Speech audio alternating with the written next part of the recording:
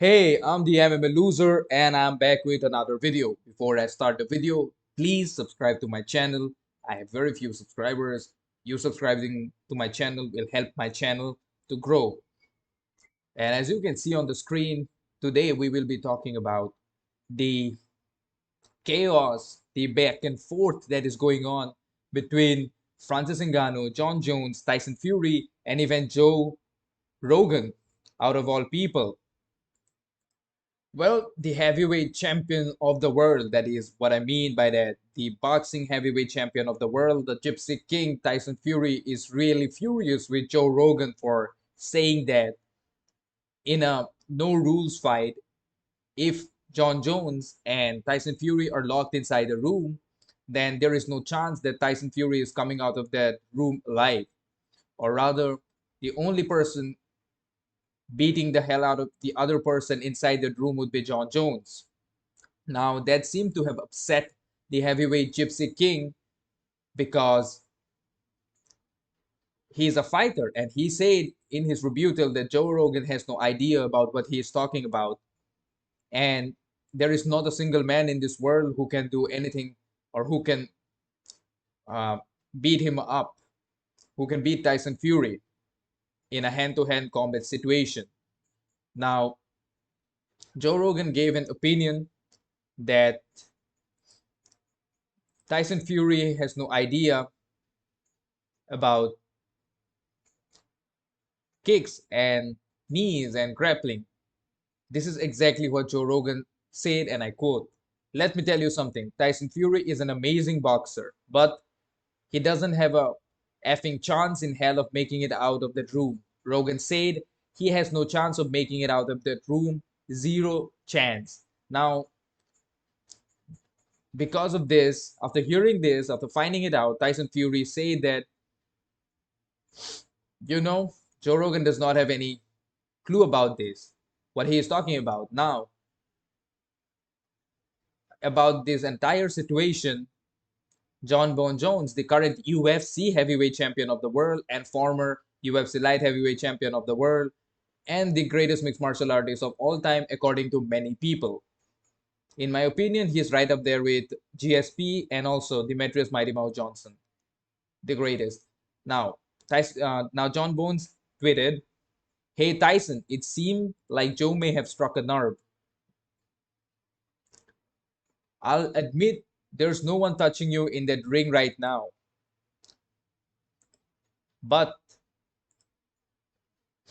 let's not let that confuse you with what would happen if you step foot in my cage. If you ever want to put some of those questions you've got going on to rest, give Dana a call. I'll help you out." Basically, Jon Jones called out Tyson Fury for a mixed martial arts fight. Now, if that will that fight ever happen? I highly doubt that. High level boxers, especially the world heavyweight champion, I do not think he's going to set foot inside a UFC cage and fight against probably the greatest mixed martial artist we ever saw or we have ever seen, because that would not go well for the boxer. I love boxing. I genuinely think it is the best striking art out there. If you want to learn technique, then boxing is probably the best thing. But if someone takes you down, it's not going to be a good night for you. It's going to be a pretty quick night where you get submitted, and especially Jon Jones. I mean, if it was some other random guy talking smack about Tyson Fury, I would give Fury a chance inside the cage. But Jon Jones, I mean, he takes Fury down, submits him, submits him on the ground. Especially, I think he's going to guillotine him or RNC him, because people have no idea what it feels like to be on the ground. Everybody in this world has at least been punched one or twice in their life. I got punched when I sparred. I punched somebody when I was angry, and in return, I got punched. Right? We always throw kicks and punch. If you have never been punched in your whole life, then I don't know what. Maybe you're not a man or whatever. You have never been like, you probably never had friends or whatever. We have all been punched and kicked in our life, so we know what it feels like. Of course, getting punched by Fury would be a completely different ball game. Getting kicked by Jon Jones is a completely different ball game. right? Professional fighters, they hit you like 10 times, 1,000 times harder than what a normal everyday person would hit you like. But still, we know that, hey, that's a punch. This can hurt you. So you need to stay away from the punch. But on the other hand, I, I, I assure you that there is probably 99% of the people in this world have never been taken down. They do not know it feels like when somebody is on top of you and trying to submit you or trying to ground and pound you, trying to throw elbows on your face, right? Or trying to choke you, trying to break your arms, trying to armbar you, kimura you, trying to leg lock you. You have no idea what it feels like. I have done like one or two jiu-jitsu class because I don't have money. I could have definitely continued, but I went there for a trial class. You have no idea. You see all of these tricks in UFC and you think you can pull something off. There is not a single chance in hell you will be able to do anything.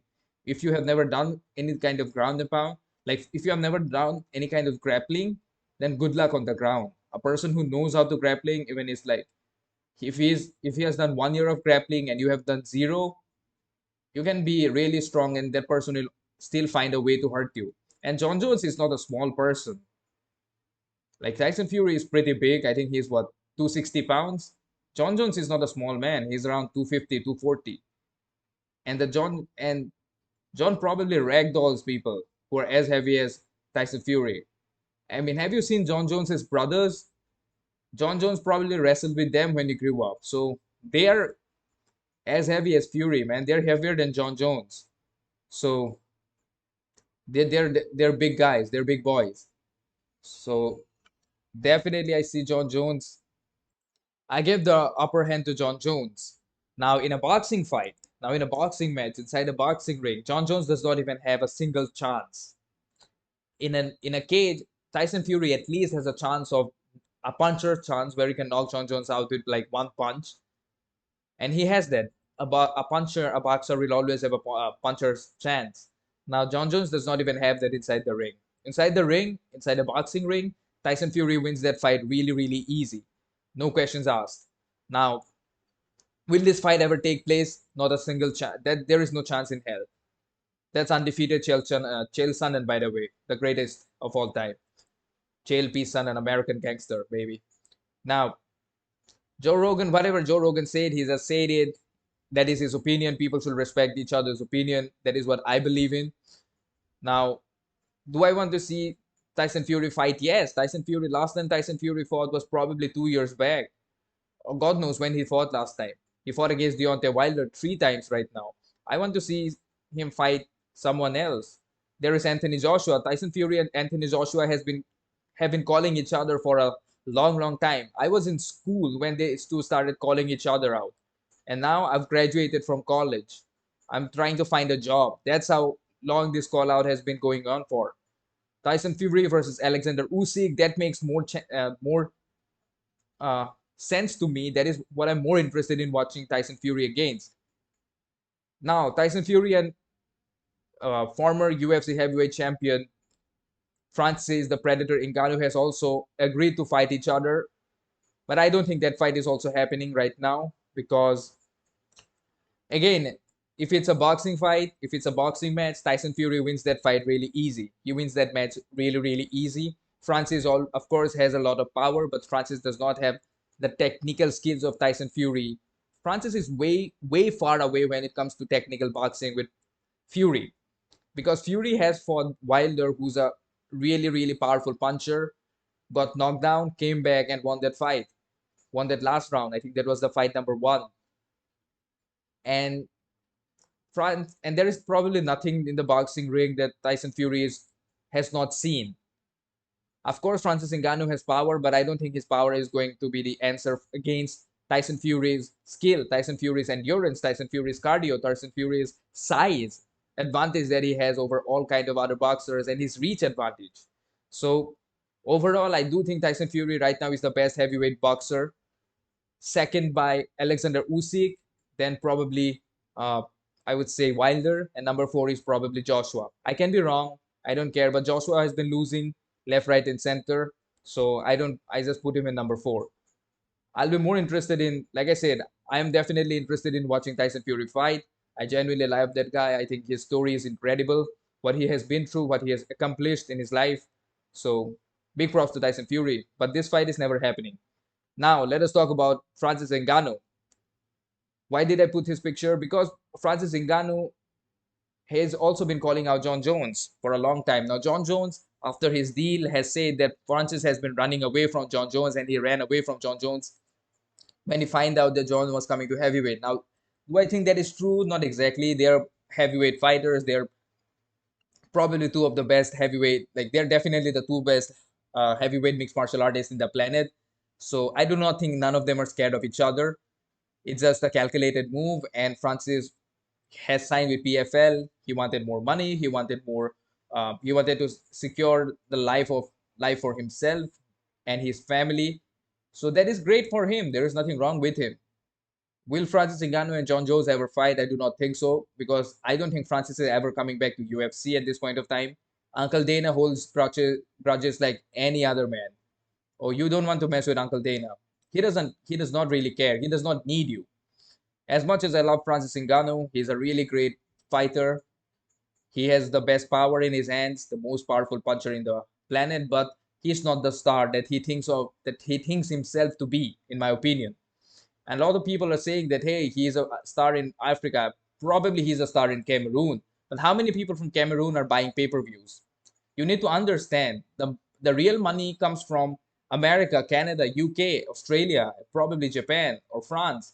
The real money for UFC pay-per-views and UFC deals come from first world countries, and in some cases the developing nations like maybe China, maybe India, maybe Dubai, and all of those places where the economy is booming. And I do not think the Cameroonian people, their biggest priority is to watch Francis Ngannou and buy like these pay-per-views which are like what, $80, $90.